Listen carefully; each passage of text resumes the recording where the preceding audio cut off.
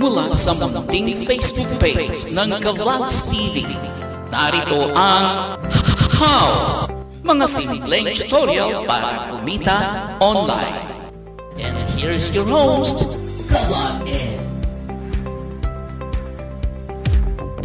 This is Ka-Vlogs TV.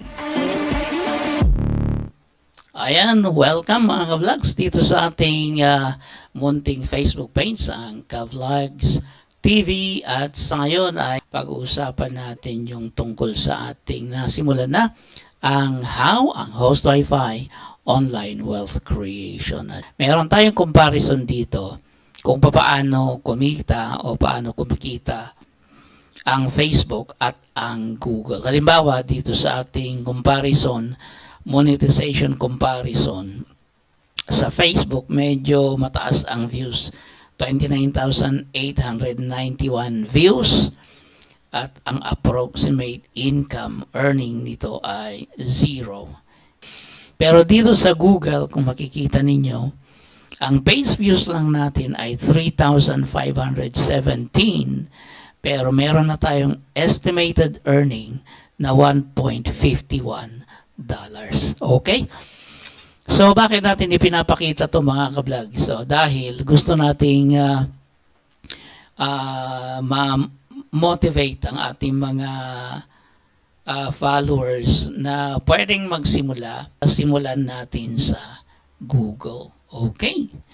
So, para tingnan kung bakit o kung paano kumikita, meron tayong link dito mga ka-vlogs. Ipapakita ko sa inyo ito, no? Yung ating website at kung paano kumikita ang isang website. Okay, check natin to. Ayun naman. Okay, so dito tayo. Ayun, so ito yung ating website sa Host Wi-Fi at meron tayong part dito kung saan inilagay natin dito yung video, How I Earn Income Through Blogging. Ayan, so watch on YouTube tayo para mas malaki. O yun ay Hello ads na mga yun. ka-host Wi-Fi. Sa videong ito ipapakita ko sa inyo kung paano ako kumita ng 168,920 pesos sa pamamagitan ng simpleng blog lang. Kaya tutok na hanggang sa dulo ng videong ito para masundan ninyo ang mga hakbang na aking tatalakayin. At kapag gusto mong matuto kung papaano kumita sa pamamagitan ng internet, huwag mong kalimutang pindutin ang subscribe button at ang notification bell, click all para hindi nyo mamiss ang anumang video na i-upload natin kaugnay ng topic na ito. Simulan na natin. Una, nag-set up ako ng sarili kong blog na .com ang extension. Sumulat ako ng mga topiko na kaya kong isulat at alam kong may mga naghahanap ng ganoong impormasyon. Mahalaga ito para may bibisita sa iyong website. Nang nakaipon na ako ng mga articles ko sa sarili kong website, nag-apply ako sa Google upang ma-setup ko ang monetization program para sa website ko. Nagpa-verify ako sa Google na sarili ko ang website na iyon. At noong na-approve, nagsimula na akong maglagay ng mga patalastas o advertisement sa aking website. Gumawa ako ng mga hakbang para mapadami ko ang mga bumibisita sa aking website. Ginamit ko ang social networks para magkaroon ng mga backlinks papunta sa aking website. Nagkaroon ako ng mga social network campaigns para malaman ng mga tao na may ganoong impormasyon sa aking website at para bisitahin nila ito. Inilink ko ang aking website sa Google Analytics para makita ko ang progress kung ilan ang mga visitors ko araw-araw at kung anong mga pages sa blog ko ang mabenta, at iyon ang aking mga tinutukan. Noong ma-approve ang aking payment method, naghintay na lang ako na mabuo ko ang unang $100 para makuha ko ang sahod ko.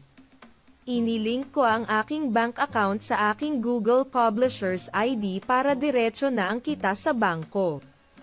Noong maabot ko ang unang $100, inilabas ko ito sa bangko at doon ko napatunayan na pwede talagang kumita online sa pamamagitan ng blogging. Mula noon, mas lalo ko pang pinadami ang aking mga articles para mas marami ang bibisitahin ng aking mga users. Dito natutunan ko na tama ang kaisipang content is king sa blogging. Ngayon, ito na ang kabuuan ng aking kita. Oo, mahirap sa una, lalo na kung walang magtuturo sa iyo. Inabot ako ng ilang taon bago kumita. Kung gusto mong kumita ng mabilisan, kailangang matutunan mo muna ang mga basics at more important aspects para hindi masayang ang oras mo sa pag-aaral. Iyan ang kagandahan ng mayroong blog mentor. Kaya kung seryoso ka, nandito lang ako para tumulong.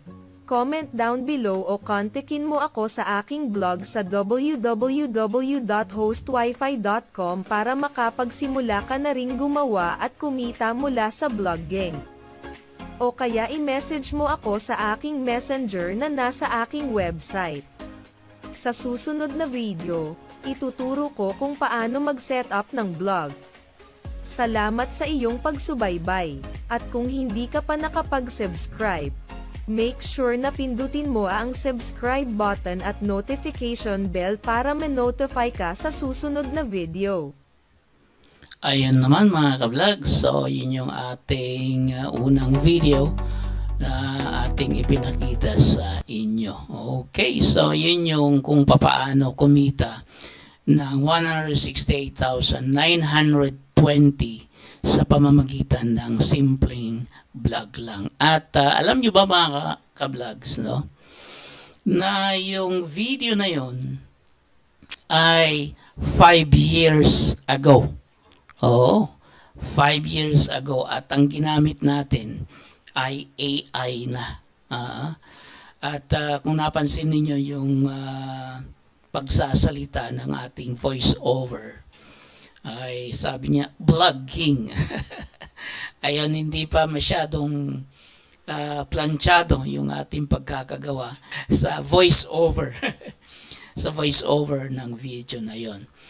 At alam nyo ba kung ano ang ginamit ko dati mga ka-vlogs? Yung Google Translate. Hindi pa masyadong sikat yung mga iba't ibang AI applications, pero yun na yung ginawa natin noon. Okay, that was 5 years ago.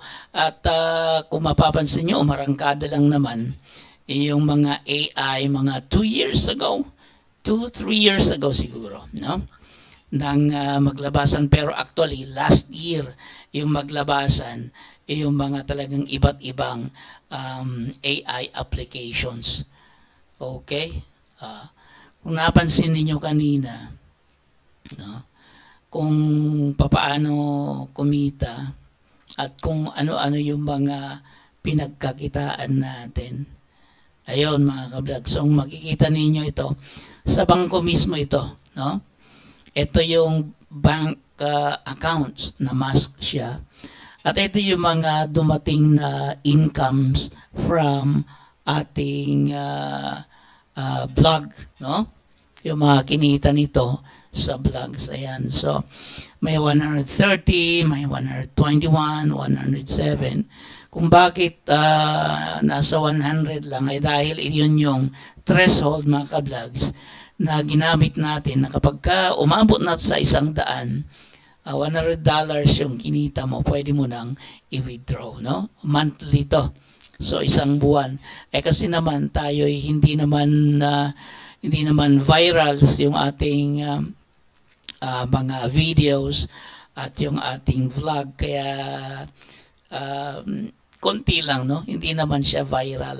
Hindi naman tayo Ivana Alawi o kaya kung sino-sino pang mga sikat na vloggers, mga ka-vlogs. Pero ang gusto nating ipakita, tayo rin, kayo rin ay pwede ring kumita, no? Ayan, so 126, play natin to. Okay, ayan, 126, 168. Ito yung isang pinakamalaki. 318.71. Tapos ito na yung peak, no? At 217. Ayan, tuloy-tuloy yan mga kablags. Per month na talagang dumarating ang income sa inyong bank sa kung kumikita na ang inyong vlog o kaya vlog. Okay, so yun naman mga kablags. Sara natin to. Let's close this one. Ayun naman. Okay. So, ngayon naman ay ipapakita natin kung ano yung plano nating gawin. Okay? So, last time nung ginawa ko yun, wala pang AI mga kablogs, no? Ang AI pa lang noon Google Translate. Ngayon, meron na tayong ang daming mga tools, AI tools na pwede natin gamitin para mapa-improve natin at mapabilis yung ating creation naman ng vlogs. Kaya naman ang ating pag-uusapan yung AI skills for the modern learner. Ayun. Ito'y practical sa hands-on course na ini-offer namin sa inyo, okay, from zero to earnings. Ayan, magsisimula sa wala hanggang sa kumita. Yun yung promise natin dito sa Project How. At gagamitin natin yung AI para sa ganun ay makagawa tayo ng mga systems at ang pangunahing front natin ay vlogging para magkaroon tayo ng real income mga kablogs. Okay. Your AI journey starts here, dito sa Host Wi-Fi online wealth creation. Okay, kahit estudyante ka man, freelancer ka na, nagsisimulang freelancer o kaya naman ay matagal ka ng freelancer o kaya someone looking to level up, ito'y na-disenyo para sa inyo mga ka-vlogs. At eto nga, yung gusto natin gawin, gagamitin natin ang AI para ma-master yung mga iba't ibang AI tools at magagamit ninyo sa paggawa ng vlog. Ito yung simpleng steps natin na gagawin. Pwede nating simulan sa pag-unawa, understanding the concepts. Siyempre, aralin natin muna. Ano-ano ba ang mga kakailanganin natin? Pag natapos na natin na-introduce natin, magkakaroon tayo ng hands-on practice. Ayan, papakita ko sa inyo kung ano ang gagawin. So, magkakaroon kayo ng trial on how to use these AI tools at gagawa kayo ng mga real applications o kaya real outputs para sa ganon ay yun yung magamit natin sa inyong blog. And then, titingnan natin how to monetize your skills. Yun yung approach natin. Hindi lang ituturo, pagkatapos ituro, wala na. Titingnan natin ito hanggang maging income, maging kita talaga yung inyong inaaral mga ka-vlog. Simple lang, sisimulan natin yan sa mga concepts, introduce natin, simple language para madaling maintindihan, hindi yung mga high-tech jargons na ginagamit ng mga programmers. Tapos ipapakita natin kung paano gagamitin yung practical application, hands-on exercises, tapos real projects, and then yung kung paano mag-monetize at mag-grow ng income sa inyong ginagawa. Okay? So basically, hands-on, practical, at real application. Ayan naman. So, yung gagamitin natin dito sa pagsusulat, gagamit tayo ng AI, pagpapaliwanag, pagre-research, yung pagta-translate, pagsa-summarize, at syempre pa, paggawa ng mga articles. Articles, entries para sa inyong mga vlogs. Pag-generate ng videos, pag-generate ng images, pag-analyze ng mga data, brainstorm, at saka darating tayo dun sa automation and yung real world interaction. Ang isang napakaganda at napakahalagang pag-uusapan natin, yung AI prompt creation essentials. O ano yung mga dapat na sangkap ng inyong mga prompts. Ang prompt, mga kablog, yun yung ginagamit para mag-generate ng output from AI. O dati-dati, kapag gusto mong gumawa ng website, magko-code ka dapat.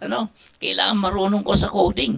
O ngayon naman, mga kablogs, pwede mo nang gamitin ang AI para makakreate ng website, blogs, at saka web contents. At ito, ipapakita natin yung mga essentials ng prompt creation. Okay?